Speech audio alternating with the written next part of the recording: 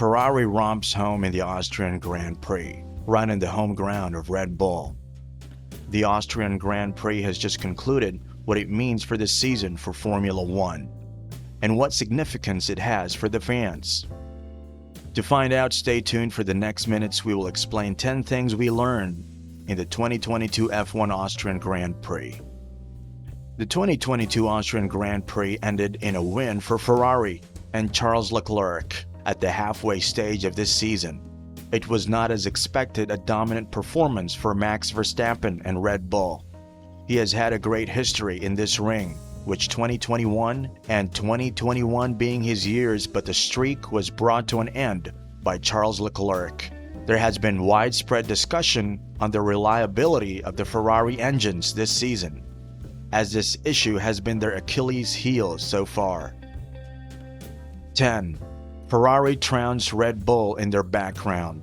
Well, we have already touched up upon this aspect of the 2022 F1 Austrian Grand Prix.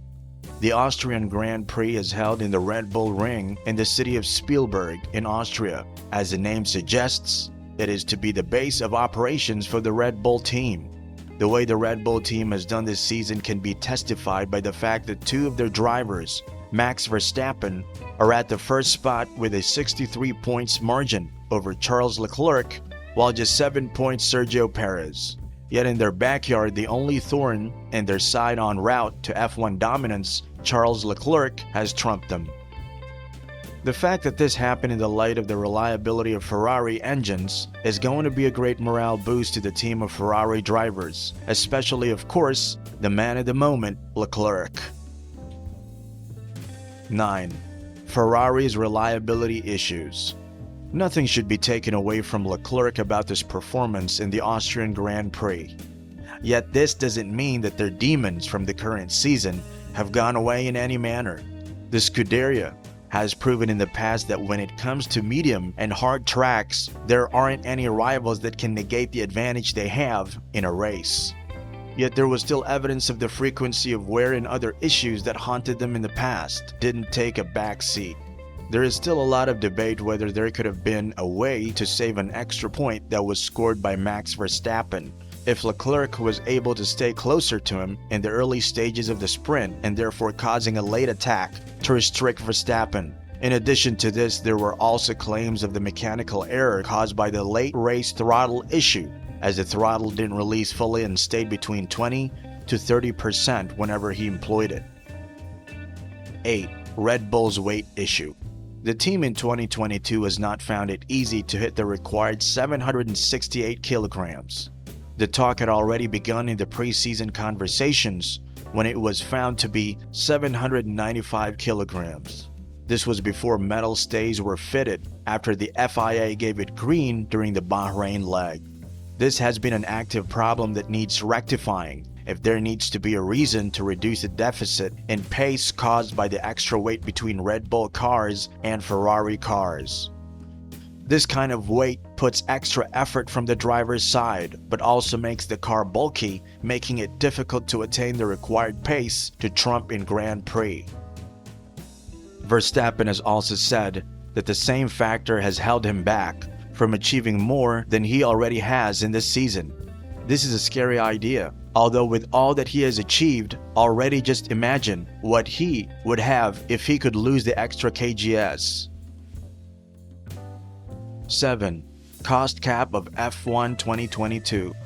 There is some contention about the cost cap in this year's season.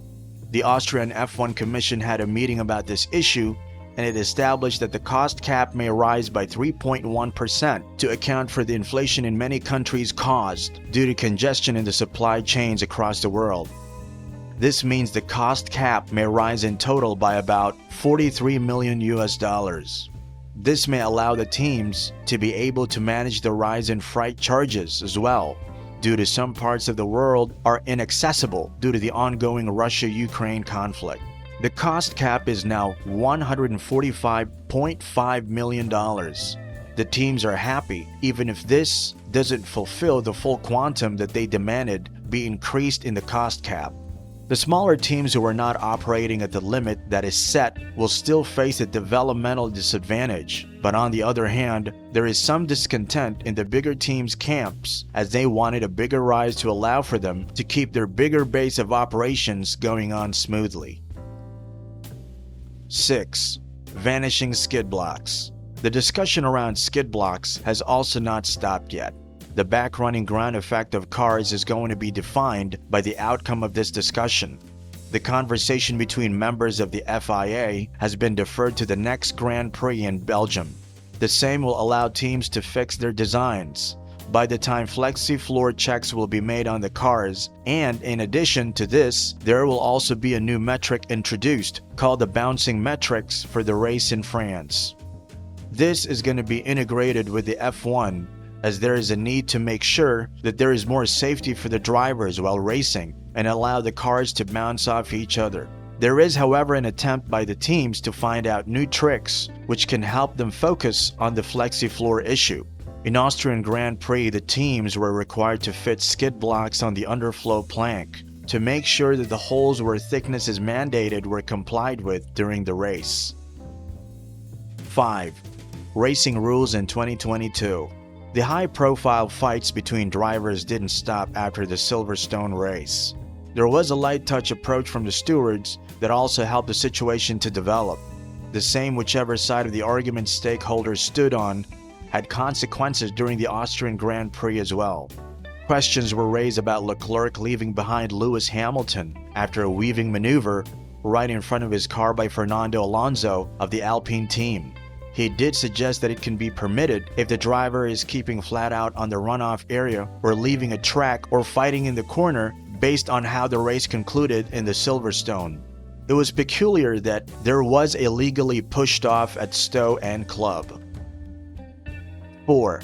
FIA and drivers. There has been a lot of friction lately between the Grand Prix Drivers Association and Fédération Internationale d'Automobile. The fans did take notice of how directors of the GPDA were in the news due to their questions about the officiating conducted in the Austrian Grand Prix. There were calls from one race director from the Mercedes driver George Russell. He believed, as per his statement, that there requires to be in place some consistency with the stewarding of the races. There is a change in the stewarding which helps contribute to the inconsistency as the new steward in place doesn't know about the decisions taken by the previous steward in the previous Grand Prix. There was also an incident which came to light that saw the 35-year-old Sebastian Vettel getting a suspension handed out to him for €25,000 fine by FIA for storming out during a driver's briefing. There was a disagreement from the side of Vettel, who is plying his trade for the Aston Martin team now, about the length of the meeting and the agenda being the racing rules. 3. Schumacher's F1 career breakthrough. Mick, the son of the legendary Michael Schumacher, who is trying to carve out a niche for himself, added an important feather to his cap when he finished in a career-best 6th place in the Austrian Grand Prix. What was amazing about his feat was that he beat an acclaimed veteran at Lewis Hamilton for 11 laps in a rearguard sprint that reminded all of us of senior Schumacher's defense of the McLaren driver 11 years ago in the Italian Grand Prix. Mick Schumacher did recognize that there is a huge amount of pressure on him, including the others at this level, and that this was proof that he was not going to back down from a fight at all. His team boss at Haas, Gunther Steiner, also acknowledged his performance by him, stating that this was a welcome boost of confidence after he suffered some crashes earlier in the 2022 season. 2. Track limits. FIA has not been able to get themselves out of any sort of disagreement with the players and teams, as track limits are just another battleground for disagreements amongst them. FIA has been clear that they want to set track limits and that the white line will always define them. They are not ready to allow for curb usage and other circuit-to-circuit concessions as was previously allowed to players. There has been a lot of focus on it as part of the disagreement on the race rules this season. The problem, however, is that Spielberg's Red Bull Ring, due to its nature of being a lot more sweeping and plunging, did cause the laps by drivers even while they were not fighting with each other to come under scrutiny by FIA. 1. Unacceptable fan behavior. It was not a good day for the sports, as there were claims that female fans were harassed and abused in the crowd based on their team support. There were reports that the members in the crowd did make racist and homophobic comments as well. It can be easily said that the sport doesn't need such fans, and they definitely cannot be called fans at all for such unsportsmanlike behavior from them. What irked many was that this was not even mentioned or addressed by the Red Bull Ring's press release, which claimed it was one of the most memorable Formula One weekend of the ring's history. Which, to be fair, it was, yet there was the need to be sensitive to such claims. There you have it, folks. That was our coverage of 10 things we learned in the Austrian Grand Prix. Hope you liked the video, and if you did, then send our way a thumbs up and subscribe to the channel for more updates from the world of F1. Press the bell icon to get notifications of our new videos faster than an F1 race car. Also, comment below your favorite moment of the Austrian Grand Prix.